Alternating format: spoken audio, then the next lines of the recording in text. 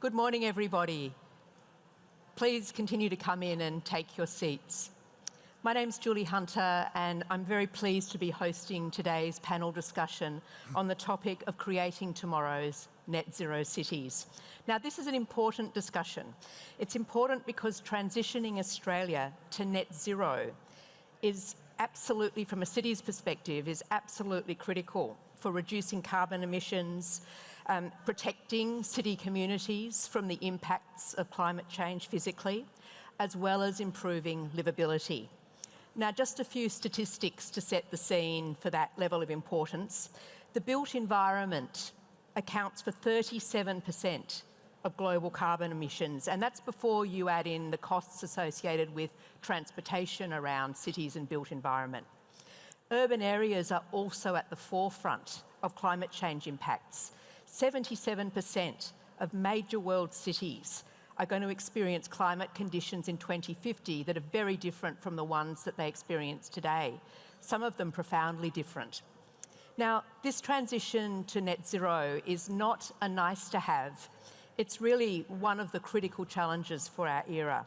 And it requires collaboration across all sectors, across industry, across banks, across governments and regulators. And the leading companies are going to be those who recognise the intersections and the interdependencies across all of those different players and across the supply chain as well. And those that lead will benefit economically and reputationally. Which brings me to our panel now. We're very fortunate to be joined today by senior executives from 4 of those leading companies. And together they represent significant parts of the overall value chain for the built environment. And they're uniquely positioned to share their insights into what it's actually going to take to build those net zero cities of the future here in Australia. So first of all, please join me in welcoming Peter Tompkins, Managing Director and CEO of Downer. Now, I know it goes without saying, but just to level set, Downer designs, builds and maintains assets, infrastructure and facilities, and are the leading provider of integrated services in Australia and New Zealand. Our second panel member is Courtenay Smith. Courtenay is the Chief Financial Officer at Mirvac. Now, Courtenay's worked in senior finance and operational management roles within the investment, property and construction sectors. And Mirvac, as many of you know, is a leading development and management property group specialising in residential, retail, office and industrial, as well as build-to-rent sectors. Next in our line of panellists is Belinda Bradberry. Belinda's the Head of Sustainability and ESG for Plenary. Belinda's responsible for the design and implementation of Plenary's sustainability and ESG strategy. Now, Plenary is one of the world's leading investors, developers and managers of public-private partnership infrastructure projects. And finally, please join me in welcoming Felicity Lloyd. Felicity is the Chief Sustainability and Innovation Officer at Adbri. Felicity also chairs the Institute for Sustainability, Energy and Resources Advisory Board at the University of Adelaide. Now, Adbri is one of Australia's leading manufacturers of construction materials and industrial minerals. And so you can see from the resumes of each of our panellists, they are uniquely positioned to talk to the issues here today. So let's actually start with you, Courtenay. To set the scene, I'm interested to know, what does a net zero city look like to Mirvac? Thanks, Julie. It's a pretty big question. I think the way we think about it, our purpose and what we're focused on is delivering or reimagining urban life. And so that requires sustainable outcomes as part of that. And, in a depiction sense, I imagine harmonious interaction between built form and sustainable spaces, green spaces, water retention, tall towers, but facades, which are solar panels, all those different things. But I think in a practical sense, I'm going to break my rule of 3 here. I think there's about 8 things that we think about when we think about building cities and places. The first thing is renewable energy and being able to power things with renewable energy. The second thing is electric and energy efficient buildings, and that's not just institutional buildings but homes as well. The third thing is integrated transport, so connected transport that allows a seamless flow. Green spaces, very important to livable cities and how they operate and bringing carbon back. Waste management and water innovation, very important to how we manage cities and buildings particularly. I then think circular economy principles, reuse, recycle. And then the last two, community engagement and the role that community and collaboration plays in bringing cities to life. And then finally, and maybe the most important but the hardest, is resilience and adaptation, and cities and places being able to adapt to climate changes and what's around them. Now, many of those principles are going to be relevant to the project that Mirvac delivered at 80 Ann Street in Brisbane, which is Australia's first 6-star Green Star rated building. Can you tell us about how Mirvac applied those principles in that particular project? Yeah, I can. I prepared one earlier. And I guess that's the challenge. We're talking about cities, but we've achieved what was a really huge challenge and an awesome outcome at a building level. So you think about extrapolating that across the cities. And I'm going to have to refer to some stats because this building is actually quite awesome. So 80 Ann Street is a 60,000 square metre commercial office tower in Brisbane CBD. It is home to Suncorp's head office. KPMG also occupies the building. And it is the first 6-star Green Star building in the country. The GBCA issued its Green Star 6-star rating at the time that this building was actually in construction, which makes it more amazing. So the team was actually targeting rating under the old scheme. The new scheme under the GBCA reset the standards as we'd started. And when the team set their sights on the 6-star, they had already procured 85% of the building's materials and had started construction. So achieving this, even though the standards were getting higher, was pretty awesome actually, but the team really wanted to future-proof the building. So just to give you a sense of what I talked about, we see as sustainable cities into the building context.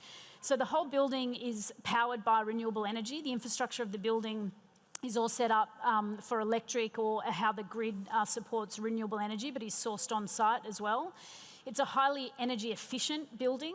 It's much more practical and efficient around its heating and cooling with the way the facade works. It's got 90 billion data points of technology that help us manage and operate the building better, but also help tenants operate the space better. There's 129 kilowatts of solar energy on the site that power the building. It is breathable. So the Brisbane City Council has breathable building guidelines, which we applied as we delivered the building. So if you go into the ground floor, traditional Queensland louvered windows, sashless windows, allows that space to breathe. We added a huge amount of biodiversity back to the site, and 100% of those is all native, 80% tropical to southeast, natural to southeast Queensland. It's got 100 kilolitre storage on site for water. And I could keep going on. And maybe the connection to, the construction and the built form, the concrete we use is 25% lower carbon in the concrete, used with recycled water, and 89% recycled steel. And there's a whole heap more. It's got connection to country. But, I could talk about it for a while, but I think the point of all of that, and connecting back to your point, Julie, at the start, is the collaboration that it needed to bring that to life. Was the Mirvac team vision, but working with the Green Building Council, the Brisbane City Council, and also all of our suppliers and services firms to actually achieve the outcome. And we're going to talk more about collaboration, and we're also going to come back to the point around low carbon building materials as well. But before we do that, I thought it'd be good to just pivot slightly towards infrastructure. Peter, so Downer designs, builds and maintains the kinds of infrastructure assets that cities really depend on. How do you think about emissions and sustainability in the context of these very long-term assets, particularly given that Downer plays a really important role, not just in the build and delivery, but also in the maintenance? Yeah, so look, I think from a Downer perspective, we look at the whole of the asset life cycle, and there are very few organisations, I guess, that have that glue to go from thinking about design, constructability, and then whole of life, and how to make those assets at the moment we're talking about how to construct them using less energy. And so the inputs to construction at the moment, we're in a phase where at best you can lower the emissions used to build infrastructure. I think then if you look at a convention centre like this one, this is an asset that Downer has a contract to maintain for the next 20 years. It's a 6-star green rated building, and at the moment we're in that phase of electrification, and not in a net zero sense, but we are in sort of really building a smart city kind of environment where you've got sensors, you've got energy efficiency in terms of heating, cooling, ventilation, water, and that's how you go from constructing an asset and then making sure that it has a lower carbon footprint through the life of that asset. And in a city context, you know, you've got all of the transmission and distribution of power. Then you've also got the social infrastructure, which, you know, like this building, you've got hospitals, schools, and all of that government infrastructure that's relied upon. And then, of course, you've got economic infrastructure, and all of those asset owners need to think about the total cost of construction and the total ownership cost for that asset. So, you know, from a Downer perspective, it's really interesting to see what's happened over, you know, say 10 years when this asset was first built. A lot has happened, and we go through now that phase of electrification, you know, really switching off things like diesel generation. You know, when you're upgrading assets, how do you make changes to the livability, usability and efficiency of the assets as technology changes? And so we're constantly thinking about how we work with our customers and the asset owners to reduce the whole of life cost and to contribute to that concept of net zero and really smart, livable cities and precincts. And we know, for example, that, you know, some of the people that you collaborated with in that sense include Plenary. Yep. So a segue over to you here, Belinda. And you know, Peter just talked about that cross-value chain collaboration, as did Courtenay, to deliver into what need to be really ambitious targets for low emissions infrastructure. Can you tell us a little bit about how does Plenary think about this and approach this on the projects that you're involved in? Absolutely, and we certainly value collaboration as being key to all of this. If we're going to achieve net zero cities, we can't work in our own silos, we just won't get there quickly enough. Collaboration is really core to what we do. So for those who are not familiar with our business, we draw together consortia of designers, builders, operations and maintenance specialists, debt and equity finance, to put together these large-scale public infrastructure projects to deliver to governments. And that spans across health, hospitals, education, accommodation and transport. And similar to Peter, we have this really whole-of-life approach in the sense that we're not just designing and building something and walking away. We're really there for the long term to operate that asset. And it's very relevant to today's conversation when you think about it, because these key targets around 2035, 2040, a lot of what we're designing and building and operating has a lifespan beyond that before we hand it back to government. So we really are in the front line of trying to reduce emissions. A really good example, I think, of our cross-value chain collaboration is on Sydney Metro Western Sydney Airport. So that is a contract to design, build, operate and maintain station systems, trains and operations and maintenance facilities between St Mary's and the Western Sydney Airport Aerotropolis. It has a really good aim and performance objective in the sense of taking cars off the road and achieving mass transit, and that's great, but our ambition is beyond that in terms of contribution to net zero. So we've worked with our supply chain partners to commit to particular objectives and commitments. And those include things like embodied carbon, reducing embodied carbon against the base design by looking at low carbon design, among other things, increasing the amount of renewable energy generated on site, and also parallel to Courtenay, whatever electricity is procured off the grid being 100% renewable. Also reducing operational emissions, so looking at things like refrigerants which have a high warming potential, but also emergency power, waste and water. implementing circular economy principles, again, more parallels with others on the panel, looking at how can we reduce consumption and waste within the value chain, and then implementing things like blue-green design, infrastructure elements to reduce heat island impacts, and anyone who's walked through Sydney today would appreciate the value of that, but also to improve biodiversity outcomes. I think it's a really good example too of where finance can play a role in the transition because that project is backed by a sustainability-linked and green loan. And under that loan, we're actually incentivised to deliver particular outcomes across environmental and social objectives. But there are specific sustainability performance targets that relate to emissions reduction. So none of this is easy, but working together with the right subject matter experts and pulling together, I think it does show that we can achieve contributions towards net zero. Yeah, and the contributions are actually increasingly really profound and certainly very interesting to this audience. Peter, that particular project, the Sydney Metro project, is one that Downer worked on. Is there anything you wanted to add in the context of collaboration? Oh, look, what I'd really emphasise the point that when government want to procure some of these, really sort of once in a generation, transport livability projects like the high capacity metro trains, like the Sydney Metros, how they set the requirements for those projects is really key. And I think that allows innovation in design. So if I take an example, we've just delivered a locally manufactured train to run around the Melbourne rail network. Now, the standards for that were set around local industry participation, tick. It was set around lowering the energy intensity, which meant that you need to lower the weight of the train, look at different traction solutions, and then in the depot looking at ways to construct things so they have that whole of life lower cost and therefore have a greener footprint. And working in collaboration with the financiers and also government, who at the end of the day need to influence the procurement process, is absolutely key. And we see more and more of that in the sustainable nature of major sort of life-changing infrastructure projects.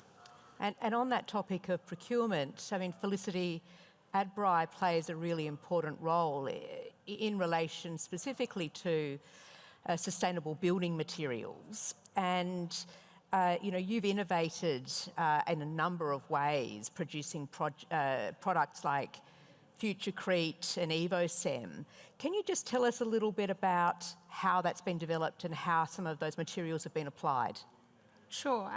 So I think Adbri is a manufacturing business. So we've got locations across Australia. We've got 6 cement plants, 3 lime manufacturing facilities, over 50 of our own concrete plants and 20 quarries. So we're at our heart a manufacturing business, and that allows us to innovate our product, but it also allows us to innovate or decarbonise our existing products through innovation as well. So I'll touch on both of those today, but our aims in the sustainability sense, our goals, are really centred around 2 key themes. The first is our people, and we can't innovate without our people and without connecting to the communities in which we operate. And so safety, diversity and inclusion and our communities are our sort of first pillar that we really build innovation from. So some of our really key initiatives over the past 12 months have been improving our gender diversity in our business and our connection to the Indigenous and the communities that we operate in and the main communities that we operate. Our diversity improvement in the last 12 months, we've had a 3% increase in female participation. We've been focusing on reducing that mean gender pay gap, and we're down to a 3% number. And so that gives us the people we need to innovate. Then we look at decarbonisation as a key product innovation. That's what our customers are asking for. So it's a key part of our innovation pipeline. And in that space, we look at 3 pillars of decarbonisation. The first is to reduce, which is all about our own operations. The second is to create, which is those new products that you spoke about. And the third is to collaborate, because we know that we can't do any of those things without collaboration. So in the reduce area, like I said, we are a manufacturing business. We can decarbonise our existing products by decarbonising our own operations. And there we are quite a large user of thermal energy. The talk before talked about industry and the fact that we need a lot of thermal energy. And for nearly 2 decades, we've been reducing the carbon footprint of our products by using alternate fuels. So they're really high biomass fuels. And a project that we point to a lot with that is our use of construction demolition waste in our South Australian operations, our key plant in South Australia, where we're using, like I said, that construction demolition waste, really high biomass, and decarbonising our normal general purpose cement. We looked obviously to a number of other initiatives, efficiency initiatives, use of renewables, which has been spoken about, the use of recycled materials in our own operations. But then we look to create. So we've got this baseline material, our general purpose cement, and with that we can use supplementary materials. And Futurecrete range, which we launched last year, really builds on over 15 years worth of product development to use supplementaries, and I called it the Futurecrete range because we use them in two different ways or 2 different scales. And it's about giving our customers the ability to work with our in-house technical teams to use very high amounts of supplementary materials in the concrete range, and we do that across the country. So that's Futurecrete and Futurecrete Ultra. And then late last year, we launched a product called EvoCem, which is in our cement business. And EvoCem, we're really proud of, pioneering high limestone cements in Australia. And the benefit of a high limestone cement and the way we're producing it with EvoCem is it can be used as a like-for-like replacement with normal cement. So you can drop 8% of carbon emissions across the use of cement without taking away some of the other decarbonisation levers that the industry has traditionally used. So that's its key benefit, and we've rolled that out first here in New South Wales in 2022, and then in South Australia, and we've done quite significant trials across the country, and we're continuing that work. So I guess we look to work with our customers, understand that need, but also decarbonise our own operations. So a good example of that, we worked with Fulton Hogan on a project in Victoria, the Yarra Trams renewal, and it was one of our early adopters of Futurecrete. And by using that product, we're able to reduce the carbon emissions in the concrete used by about 25%, 270,000 kilograms of carbon reduction in the use of that product alone in that project. And that's really exciting. And one of the challenges, though, Felicity, if I can just follow up on that, is that innovation can require investment, which really leads to this question of commercial viability, because obviously, you want to deliver into these objectives and be commercially viable at the same time. How do you think about those challenges? Yeah, look, you're right, and that's where we do need to upgrade infrastructure in our own business to be able to produce these products. And the innovation cycle really is about trialling internally, trialling with our customers so that we can build the business case to invest in the infrastructure we need to produce these products. And I think that is part of an innovation cycle, whether it's decarbonisation that's the theme or any other theme. And look, we know that commercial viability is important. At the same time, I think, Courtenay, when we spoke before the panel, you reflected on the fact that while there are many, many factors and objectives that you're driving to, the starting point is really to ask why. And Mirvac really starts from that position of asking why. Can you elaborate on that a little? Well, I mean, we've been very focused for a long time on delivering Scope 1 and 2, and now we're very focused on Scope 3. And it wasn't because, someone asked us to do it. It was because we think it's the right thing to do. And without being righteous, it's about really focusing on our role of adding carbon to the current urban environment, particularly as a builder of homes and contributing to the city. We had an obligation to do something. But I think to the point of commercial viability, it must be, and I very strongly put my CFO hat on when I think about that. And it's not just because it's the right thing to do, but it also needs to return outcomes to our shareholders and stakeholders. And I think there is proof in the pudding of all of that, and we're all going to be put, particularly big listed companies first, and then others will follow under the spotlight with changes in reporting and regulation. There's going to be a very different level playing field about what people or companies are doing and the impact on value of what they're doing when we all have to report the same way. And I think that's where capital comes into it, and the commercial viability actually will be questioned much more than probably it ever has been before, which is all positive because what the capital asks for drives different outcomes, to be perfectly honest. And increasingly, if I follow that theme, increasingly we're being asked by our equity investors and capital, either in our listed stock or direct investors sitting beside us in assets, about the sustainability outcomes in our buildings and for us as an organisation. And they're much more sophisticated than they ever were. And in fact, European investors are way ahead of many others in the world. And so the questions they're asking and what they're demanding of us to be able to be delivering is well beyond probably where we were even 5 years ago. And that's great because it's going to drive outcomes.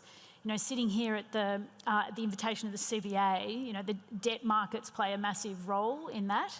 And, I think there's some great instruments around, and Belinda's talked to those, and I think they do drive the outcomes project by project, which I think are needed. My challenge, to the debt market is Mirvac's delivering on its 1 and 2 and targeting Scope 3. Then all of our funding requirements are delivering sustainable outcomes, whether they're environmental or social. And so that's a lower risk ultimately for an outcome. So hopefully we get to see the pricing differential in that lower risk. I mean, that's a whole nother panel discussion on the topic of differentiating between sort of holistic company-wide the ESG and sustainability outcomes vis-a-vis sort of targeted projects that are funded on that basis. And it's quite a fascinating one. We won't go there today, but we'll make a note of that for next year, Courtenay. So can I just pick up the theme of commercial viability and still, though, and come to you, Peter. So how does Downer think about that challenge of, delivering the sustainable outcomes, but doing so on a commercially viable basis? Yeah, so if I take another example of where we operate in that asset life cycle, we're actually the largest manufacturer of asphalt. So asphalt, you take bitumen, other binders, aggregate, put them in a big tank, heat them up at about 150 degrees, and then use the product to lay on roads and other similar uses, right? Now, that is highly, highly energy intensive, and traditionally these assets are, the heating to those temperatures is done through diesel. And so we look at the electrification of everything, just like Sol was talking about the speaker before. And what that means is you have to convert all of those assets to electric, and you can't do it all at once because you need to deploy capital in an efficient way. But what we've fast worked out is sort of the short-term cost and the longer-term sustainability. It actually just proves itself because with that sustainable asset base drives innovation. It's what our customers want. It's what our stakeholders, financiers, equity markets want as well. And then if you just take that to the next level, what this innovation then leads us to is, well, why do we need to heat these products to 170 degrees in the first place? And so we're actually now in proving mode for an asphalt mix that can be produced at ambient temperature. So you actually then can bypass a lot of the heating. You still need the electrification, But that's an example of, a product that is, world leading, that has come off the back of a need for, net zero cities. And these stories and examples that all of the panel are providing about innovation in materials are just fascinating. Thank you for sharing that. And on that note, I might actually also come back to Felicity, because it's not just in concrete and cement that Adbri is actually innovating. You have an important role in terms of industrial minerals. How is Adbri approaching innovation there? Yeah, so Adbri are Australia's leading producer of lime. And we also supply, I guess, our concrete and cement products, or our cement products, not only into the construction sector, but also into the mining sector. And when we do that, our role, and as we decarbonise, like I say, our operations, we're the scope 3 for the alumina producers in Australia, for those that are mining to produce copper, and also supplying the concrete into the foundations for wind turbines and things. So I think we play quite a significant role, a scope 3 role, but certainly a significant role in decarbonising that rollout that we all talk about of the new electricity grid. And I think the other thing that we see in our role is around the transport sector. And when I talk about that, we move a lot of products, we move a lot of materials. And one innovation that we announced at the back end of last year that we've been working on for quite some time, and I think plays into this theme of collaboration, is a new vessel that we'll be commissioning in 2026. And we've collaborated in this case with CSL, so we've been operating a limestone vessel for over 40 years, but we've collaborated with CSL, and they will build and operate the vessel for 20 years for us. But it'll be the first self-discharging battery hybrid vessel as we know it in the world. And so I think those innovations, as we contribute, we also build that knowledge, which will flow on to the movement of other materials around the country as well. So there are a number of areas that an organisation like ours can actually contribute to the broader knowledge, but also obviously in the industrial mineral space, we have that direct connection with particularly alumina and copper. And I think that, these are, again, more fantastic examples of innovation, and innovation driven by collaboration and partnership with each of your customers and supply chain members. But obviously government plays a role as well in mandating some of the outcomes. And I thought, Peter and Courtenay, I'd get a perspective from each of you about the role that the different levels of government play in terms of mandating the various requirements for net zero cities outcomes. Peter? They undoubtedly play a crucial role. Obviously in incentivising industry to more rapidly move to the electrification of their assets, the way they procure new projects, and then obviously the way in which green energy can come on to the network faster. And so there's obviously a really critical role to play at the macro level. Then in terms of the procurement, we were talking a little bit before about how when you procure projects, you need to have sustainable outputs in mind. And so the example about the trains is a really good one. I then think if you take another example with that asphalt product I mentioned, you need governments, you need transport agencies and local councils to then actually change the specifications and standards for industry to enable us to put these products into networks. And we're on the cusp of seeing that, but I think all levels of government that procure, they play such a critical role, but they need to be braver and act with a higher level of urgency in allowing the private sector to innovate and then therefore commercialise better solutions. Okay, and Courtenay, what about from the property sector perspective? Yeah, Not dissimilar to Peter. I mean, I think everyone plays a role, government particularly. I mean, from the graphs that Saul showed earlier, we're not going to get to where we need to, so we need some urgency about it, and government plays a huge role in helping set regulations and standards to get us all there quicker, to be perfectly honest. I think, you know, procurement and the way the government procures, particularly in our world, urban planning and zoning through all levels of government plays a big part of it, and what they choose to zone certain ways, all those things matter. And I also think government's got a huge role to play in a leadership sense, and they are doing that. So in a building context, the federal government's committed to ensuring that all of their departments and their tenancies are in buildings that are of a certain standard, and that starts by July 24 and really ramps up through to 26. And so it really will reshape the landscape of buildings that government is able to occupy, and that in itself will drive innovation and outcomes that we've all been talking about today. So I think they have a role across all of those areas, whether it's regulation and standards, incentivisation, procurement, but also leading the way and showing us what does great look like. All right, well, now what I'm going to do is give Belinda the last word because of the important role that Plenary plays, quite uniquely actually, in bringing together so many parts of, well, the capital chain as well as the supply chain and orchestrating all of that.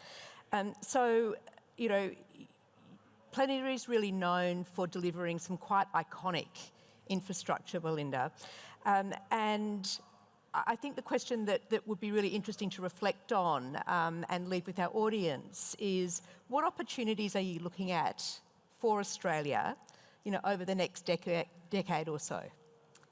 Yeah, I'd say that we are looking at many opportunities that will also be relevant to others on the panel, but it's really the pressing issues of our time. So social and affordable housing, better education located where it needs to be in communities, hospitals and healthcare that can serve medical needs, but can also do more than that, so they can actually bring the community together, and they are a precinct where there's complementary health, there's good retail located there, and it offers vocational opportunities, educational opportunities, procurement opportunities to the local community.